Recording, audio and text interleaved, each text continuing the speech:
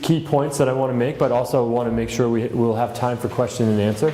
One of the things I always tell students when I meet with them is that this is your meeting, and please don't leave with questions. I can talk about this stuff all day long, and it's you need to learn about it, so please make sure that you take the time to ask the questions. I would appreciate the effort you've made to be here, and I don't want you to leave saying, I wish I had asked him this question. And you can ask me anything. I won't promise that I have the answer to it, but I can probably find it.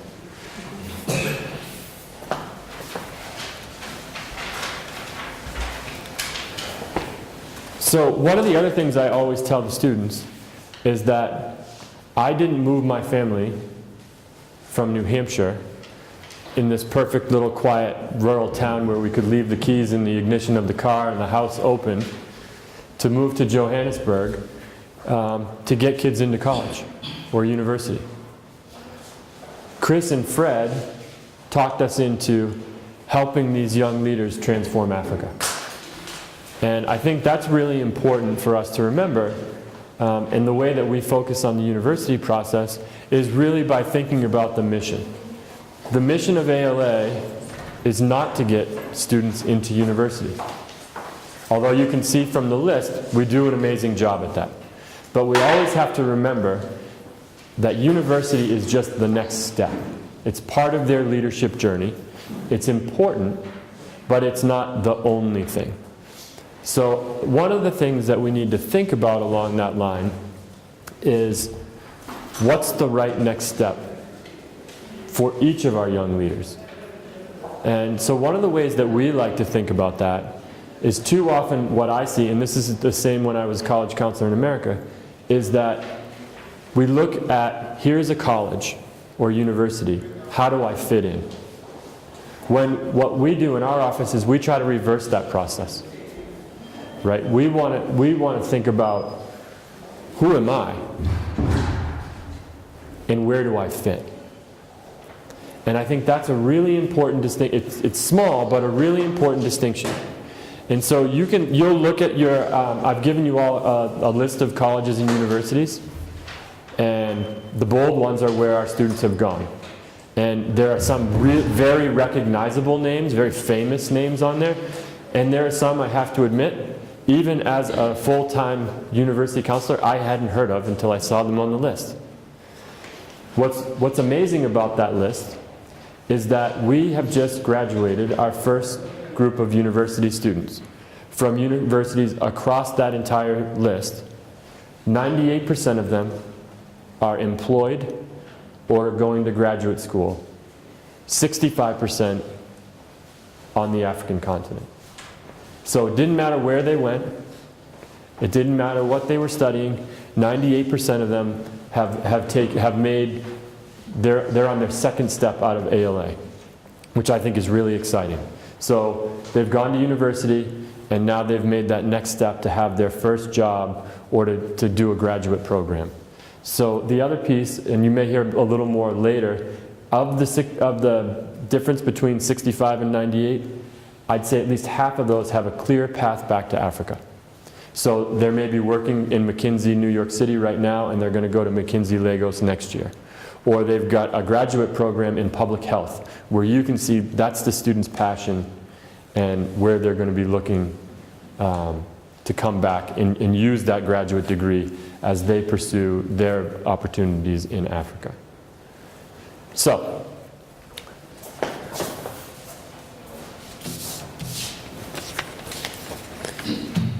timeline, just so we can all feel comfortable. Right now, there's no need to think about university. Okay, I know that for parents, often that's one of the real challenges, is because you're looking ahead for your child because you want the best for them. I can assure you that we will take on that role here at ALA. So our office will make sure that we get this right. Term one is really about, in the university process, doing their best here. It's not about thinking about where they want to go to university. It's not, none of that. It's about really getting engaged and actively involved at ALA. So taking the time, getting involved in activities, getting their academics right, those are the kinds of things that will lead to a successful university process. Welcome.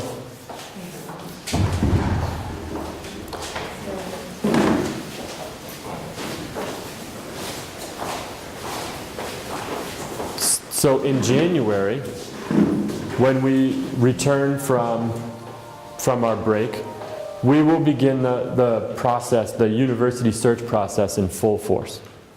So we'll do SAT preparation.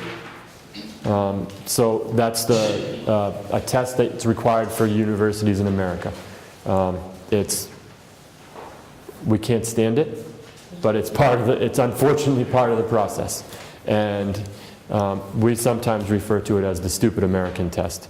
But in order to try and level the playing field, there are some preparation things that you can do that help. We try not to focus on it too much, but for those of our students who are thinking about the U.S., it is an important thing. So we do provide some preparation between January and June. The other thing we'll do in term 2 is thinking about the options.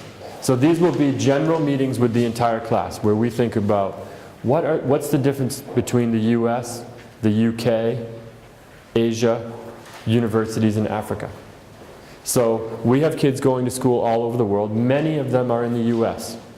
And just the reason that most of them are in the U.S. is because the U.S. has the most generous financial aid policies.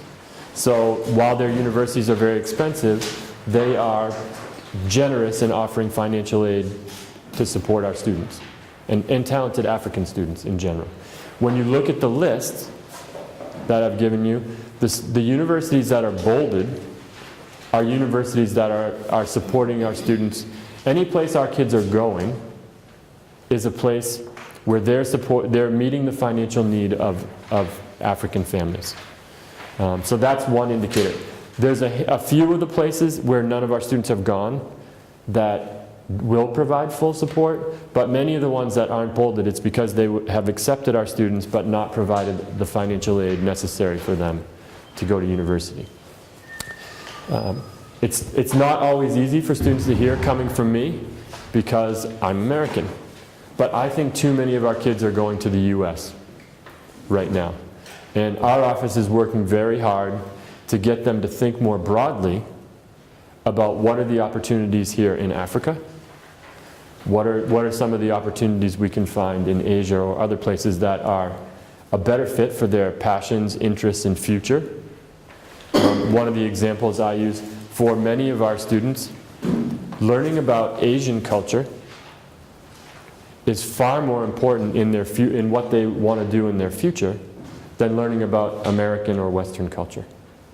And it's not always easy. They're young and we're trying to get them to understand that. But that's a place where I think parents can help out.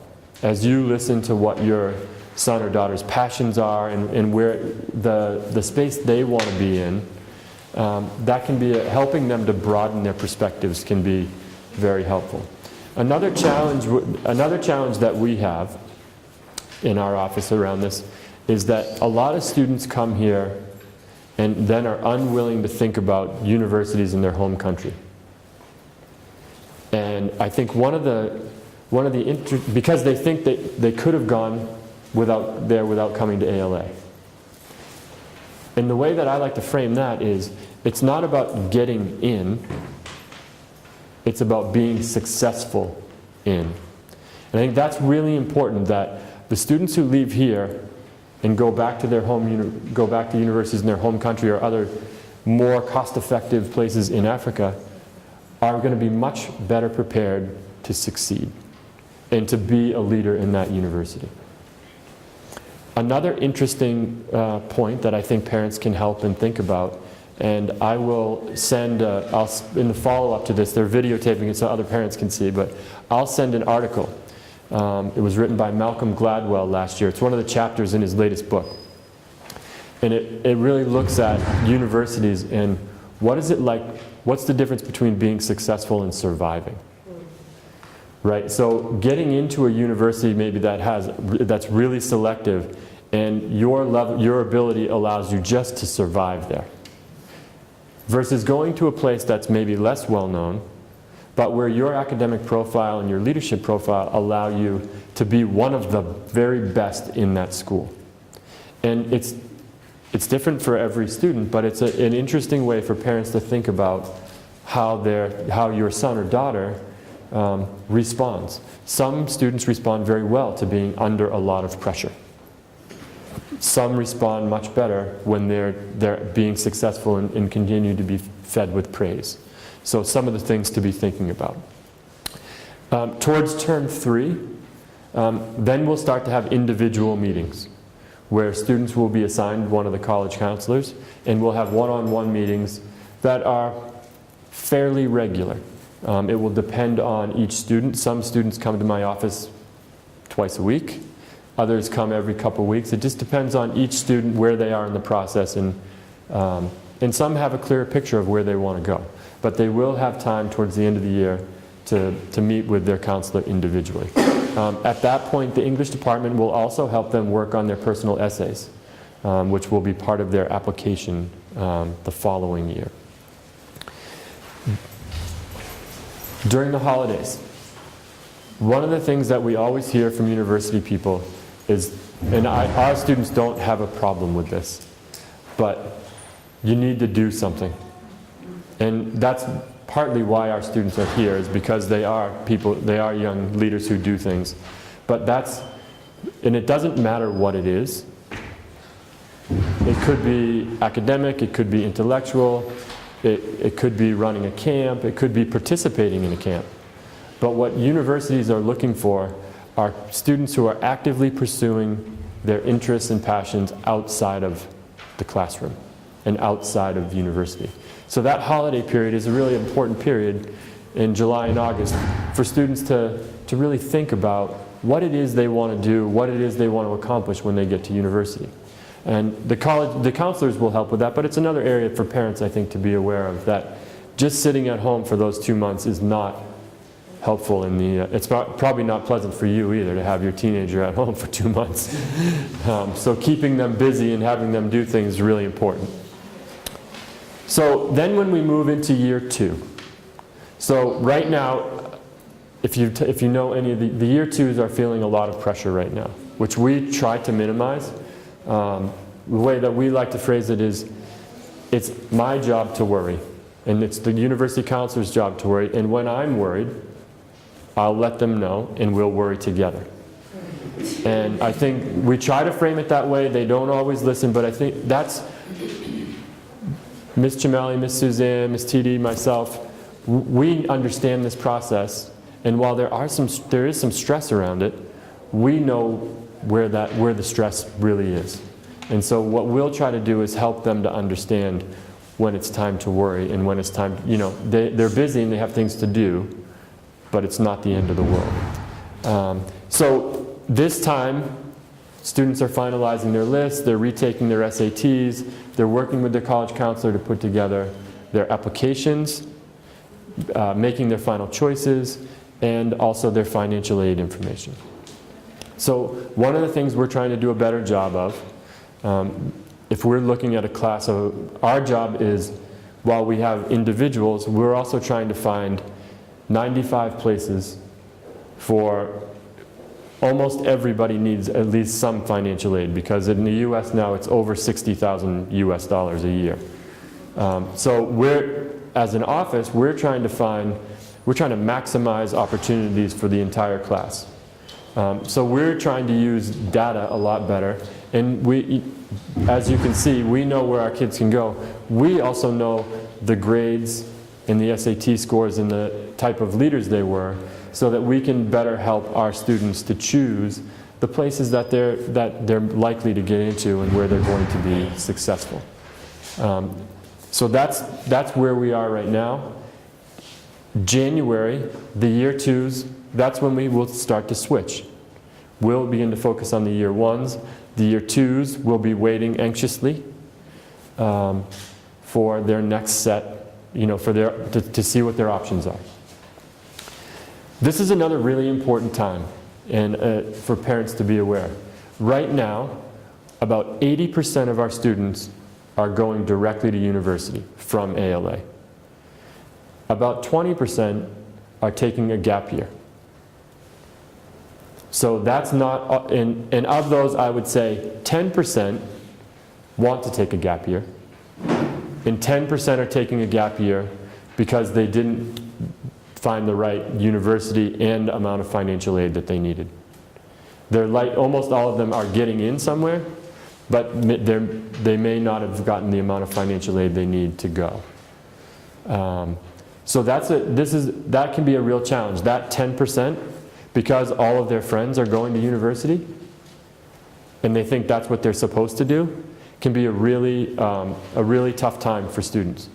Now, right now, I can tell you that all those students, including the ones who cried weekly in my office, couldn't be happier.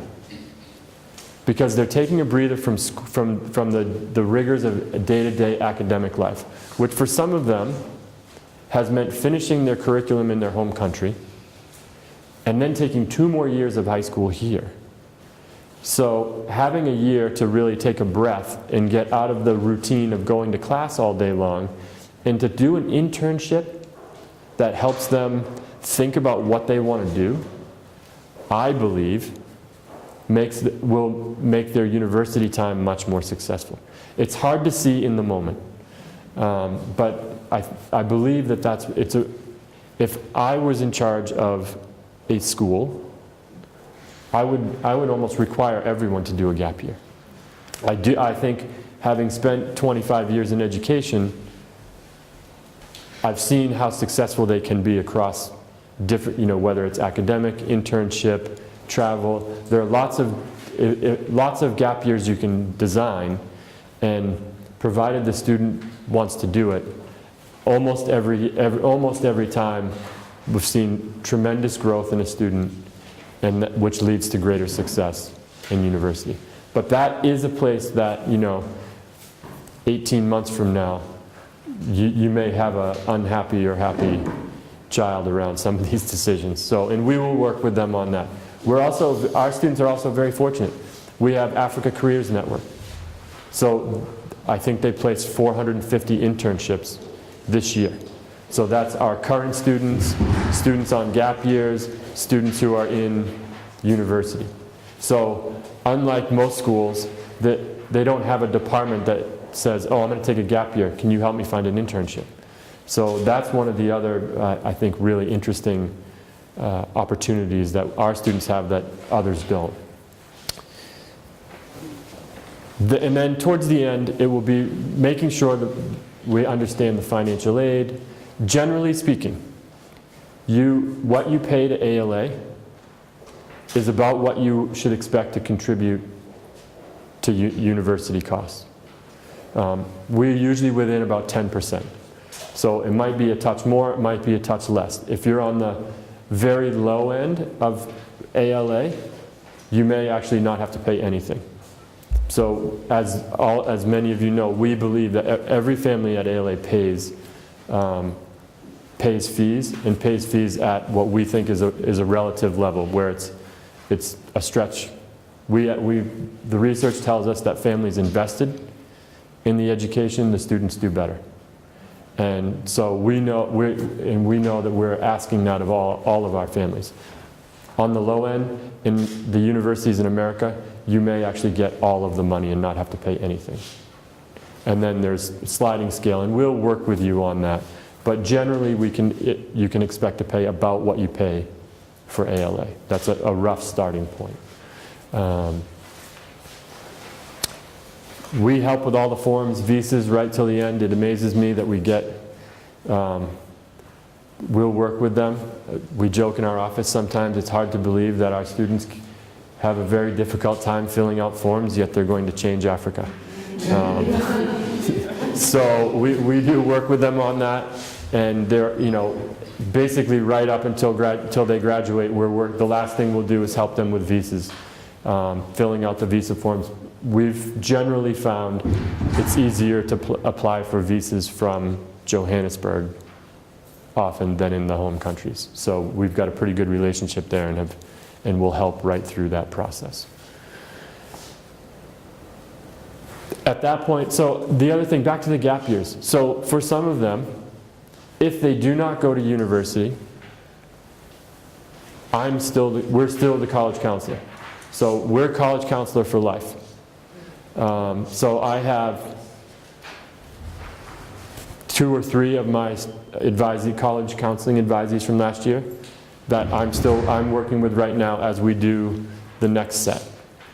And some of that is, I can say one of them is because when he came, his command of the English language was not very good.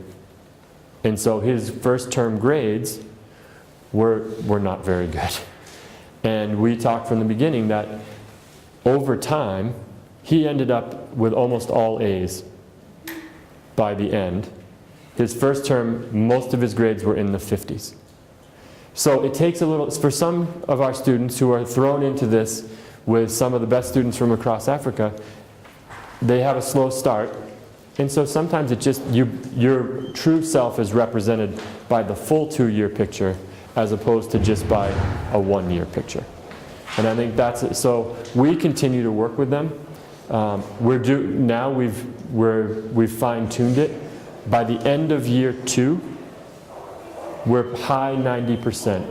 So I think we're actually from 2013, I think we're 100% in university now. But I would say we're between 95 and 100 within 2 years. So that 20% that doesn't make it, most of those within 1 more year we're finding, because we've been given some information by the responses they got from universities the first time, it helps them to better hone in on the schools that are the right fit for them. So we feel like we're doing really well. We do have a few kids that we're still working with from the earlier classes, and we will continue to do so. And then once we're done with them, Africa Careers Network will pick up and start to do the internships and then the first set of jobs that they get.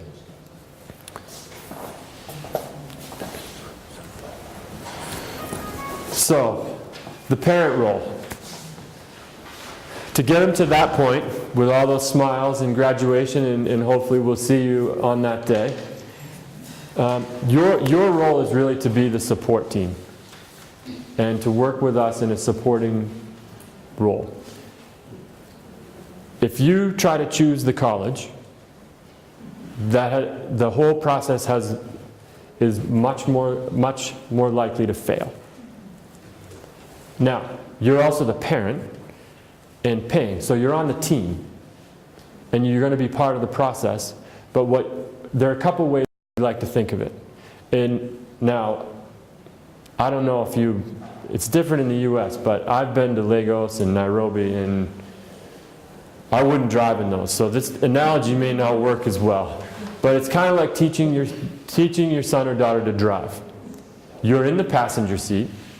It's your car, but they're driving. Right? It's a little scary. And you're probably going to give them some feedback, ask them some questions. So that's one of the ways to think about it. You're going together, you're driving the car together, but your son or daughter really has to be the one driving.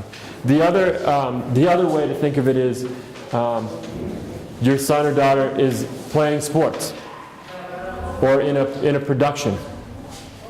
You clap, you cheer, maybe you give them a little feedback what they didn't do well when you get home, but you can't cross the white line.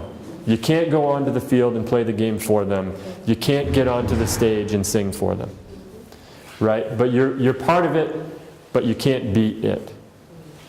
So the other thing, assisting in document collection, that's one of the challenges. Next holiday period, we need all the old transcripts, we need all the financial information, all that sort of stuff. That's a role the parents can play. Also, oftentimes ACN will help, but you might have some ideas about how you can facilitate their holiday. Whether it's helping get a job, do an internship, That's another place where I think the parents can play an important role. Asking questions. I find, and I try not, as I've told a few kids, I'm the advisor. I'm not the decision maker. I'm giving you my advice for you to make your, as part of their leadership development, they need to make their own decisions. Around some of these things, one thing that I've suggested to parents as well and students, sometimes there can be a lot of clash around this stuff. Students don't share the information. Parents are seen as nagging. One thing that has worked for some families in the past is having a regular meeting. So maybe it's a weekly phone call. So it's not every time you send them an SMS or every time you call them that you go, have you done this yet for university? Have you done that? But if you have a weekly call, the students don't feel like they're being nagged, and you feel like you're getting the information that you need.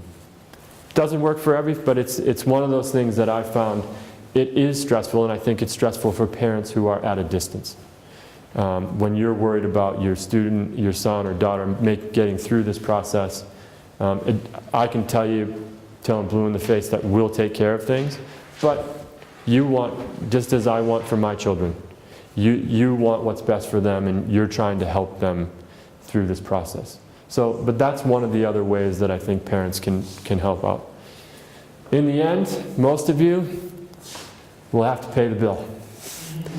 And that's often the hardest part, and helping to understand, and because students want, these are big numbers, and I think that I remember in September of 1991, I paid my first set of bills, my college loan, my rent, my insurance, all that sort of stuff. And then I wrote my parents a thank you note, because I had taken for granted how hard my dad had worked as a teacher, and my mom, to save, to let me choose wherever I wanted to go to university, and they would make it happen. And you just don't realize, I didn't realize as a teenager how big these numbers are. And for most, university is the biggest investment outside of a home. And so in a lifetime of investing, it's a big number, and we're trying to do a better job here at ALA of helping our students understand what the numbers mean. Because ultimately, we're talking about $250,000 US if you're going to go to school in the US. Now, someday I'm going to write a book about all the best deals in the world, where the costs are. Right now there are some places. So Ashesi in Ghana is an amazing school. That is the university most like ALA in the world. And our kids aren't looking at it because it's in Africa. And it's a really amazing place. And I think it's about a quarter of the price. There's USIU in Nairobi, fully accredited American university, $12,000 US for everything. So 12,000 or 250,000. You'd be hard pressed to find the value added, even to go to a place with a fancy name like Harvard, that warrants, a 20-fold differential in cost. I don't think the education is going to be 20 times better. So we're trying to do a better job, and I think hopefully you can help your son or daughter to think about these different options, because I think the prices are big. So I will stop there and now open it up for questions. I think this is so hopefully I've given an overview to reassure you we will take care of this. And there is a timeline, and right now is not the time to worry about it for year ones. Their job right now is to do their best in their classes and get involved in activities, all that sort of stuff, so that they're, the better they do there, the more successful their university process is. I'm going to start with one, I'm going to finish, let me add one thing that I think should be a question that might not be. One of the differences between US schools and UK schools and often schools in Africa is what's more important to them is the grades you get in the classes. So the reports that you will see coming home, that grade is more important than the A-level grade. Right? In the UK, they only care about what do you get on the exam. And so often, and I think it's typically more with boys, they kind of do okay, maybe don't put in their full effort, because they know at the end they can turn it up a notch and get that mark on the exam. And I think that's one of the things that's different, and it's really important for our students, and we will give them this message, but I think it's important for you to understand as well, is that for some of these schools, it's actually how you do every day in the classroom that's the most important thing. So low grades in the classroom, high grades on standardized testing, that's read as underachievement. Right? That's read as somebody who's lazy, not engaged in the classroom. So that's something that I think it's important to be aware of as a difference in how people assess students. So with that, I'll open it up to you. If you have any other questions, I'm happy to answer them. Please. When is the best time to take the SATs? Great question. So we will do the first set of SATs May, June of end of year one. And what we have typically recommended is that for our Anglophone students, they do the SAT 1s in May and the subject tests in June. And for our Francophone or Lusophone students, we flip it. And we have them take the subject tests in May, give them another month of work in English before they take the SAT 1s.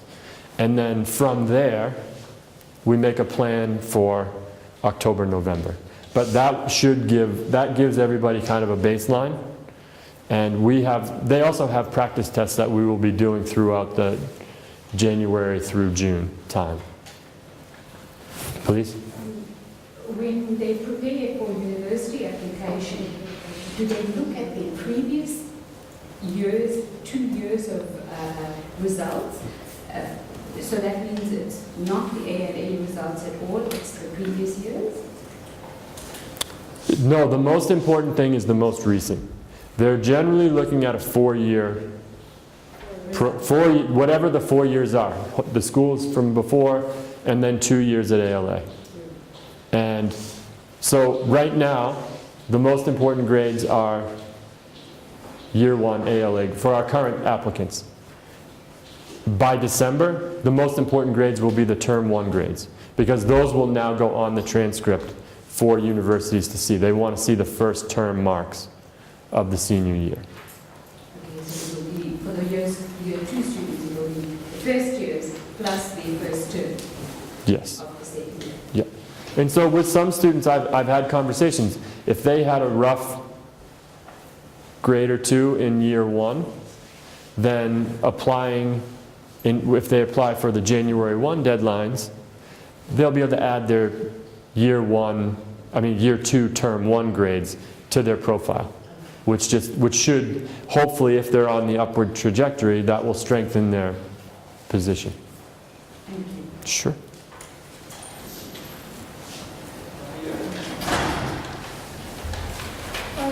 You said that it's easier to get visas from Johannesburg than in other African countries. I didn't say easy.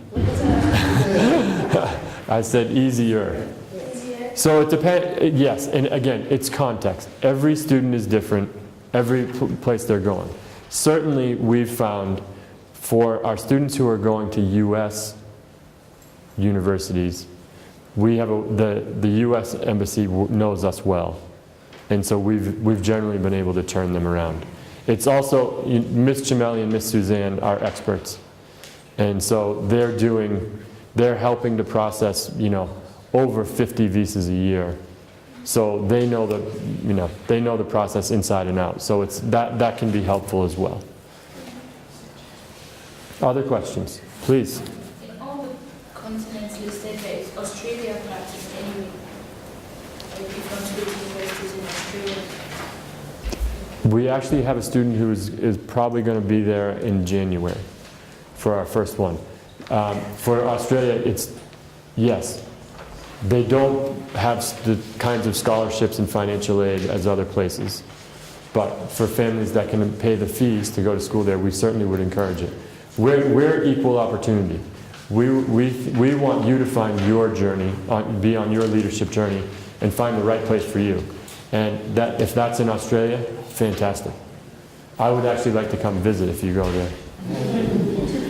Please. At what point do your students decide on what subject or what fields they want to apply for the university? Great question. So one of the challenges that we have is what do students want to study? And I think there are a couple layers to this question. So the first one, I think that's really important for parents to understand, is that for professional programs, medicine, law, those types of programs, in the US, that's a post-undergraduate degree. So there's no direct entry in the US to medical school. You do 4 years of undergraduate, and then you go to medical school. We strongly encourage our students who are interested in medicine to look in their home country or in an African country where they can go direct entry into a medical program. And then think about, if they really want US, think about doing post-degree options in the US. Law is the same thing. It's 4 years of undergrad, then law school. So that's one of the challenges for our students who want those fields. The other thing that we try to do is we try to really find out, what does the student want? The vast majority tell me they want to be engineers or doctors. Because that, not unlike the US, those are perceived to be people who are ethical and very intelligent. And often teachers and parents push kids towards those things if they exhibit some of those qualities. So one of the things we often are trying to do is unravel who wants to be an engineer. Does the student want to be an engineer, or do the parents want to be an engineer?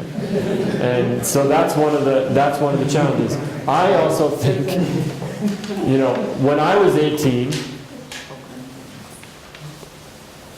if I had said when I was 18 that I was going to end up doing admissions and college counseling at some school in Johannesburg, people would have thought I was crazy. So it's hard to know,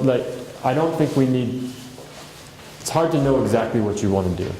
Which is why at ALA we focus on 21st century skills. Critical thinking, collaboration, problem solving, communication, skills that are transferable. Things that no matter what field you want to go into, you can be successful. So we have a lot of these conversations. To be honest, there's a number of students that I've worked with who really want to be in the arts. And so they're doing arts over here and economics over here to keep, to balance their own passion and interest, but also to keep mom and dad happy, to feel like they'll be employable when they finish. So those are challenges. We do spend time talking about that, but really by trying to focus on what are they passionate about, what are they interested in, what are their causes, what do they want to, where do they see themselves in the space in Africa, in this change that's going to happen. And I think it's really important for the students to figure out. And one of the things that I'll often do is we'll talk about, here's what you've done, here's what you want to do, let's figure out the university last. So too often kids come into my office and want to talk about the university, and I try to build both ends of it so that together we can figure out which university is going to help them along that line. So that's a work in progress, always. Other questions? Please. I noticed that you have year schools, but then you also mentioned that you prefer them to do internship. I mean, so where do these schools fit in? What is the activity? Great question. So for our students who are a bit younger, and maybe, and certainly ones that hadn't finished school in their home country, and an academic gap year can be a big help. Or a student who came from a really difficult situation where their school was not, a school that was much weaker than ALA, and so maybe they've struggled at ALA, and one more year of academics at a strong US school can be that last step they need for university. But our students more of our students are interested in doing internships. But we had a boy last year who graduated at 16. And so he's actually doing 2 years at one of those schools. And so we try to work with students individually. Some of it is age. Personally, I don't think 17 is the right age to go to university. So that can be an option in addition to or in place of an internship or a practical. So we try to, we try to take each kid who they are and find the right fit for them. Good question. Thank you. Other questions?